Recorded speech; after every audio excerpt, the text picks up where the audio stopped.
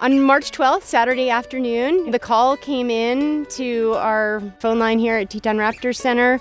The call came from the Wyoming Highway Patrol via the Wyoming Game and Fish. So we quickly got in our Raptor mobile and quickly found the bird. Becky, who's our senior avian educator, was able to capture it, get it into a kennel, and we took it right back to our clinic for evaluation. We also found a band on her leg. And that is when the story really started to reveal itself to us in such an unbelievable way. By far the most striking thing when we got her in hand was that her eyes had incredible texture to the iris, and that's usually an indication of age.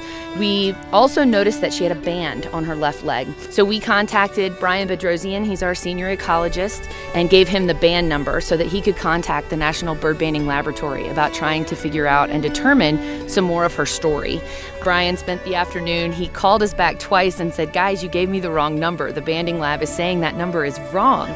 We finally sent Brian a photo of the band saying, "Are we just not able to read these numbers?" And she was, in fact, the oldest bald eagle ever confirmed west of the Mississippi River and the third oldest band ever confirmed in the United States on a bald eagle.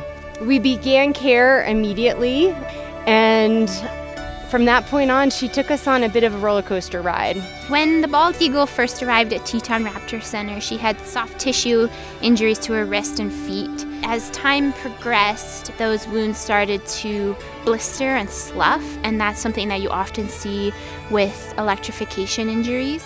To treat the wounds, we had to get the bird out every day, twice a day for medications, but once a day for a rat change. And she started to show some progress. And we were extremely hopeful that we would be able to help her have a second chance at life in the wild after having 34 years out there. Unfortunately, it doesn't always end up that way for the birds we care for. I don't think that I have ever seen a patient that has tugged on our heartstrings as much as bald eagle 31216. There were a lot of tears shed the day we said goodbye to her.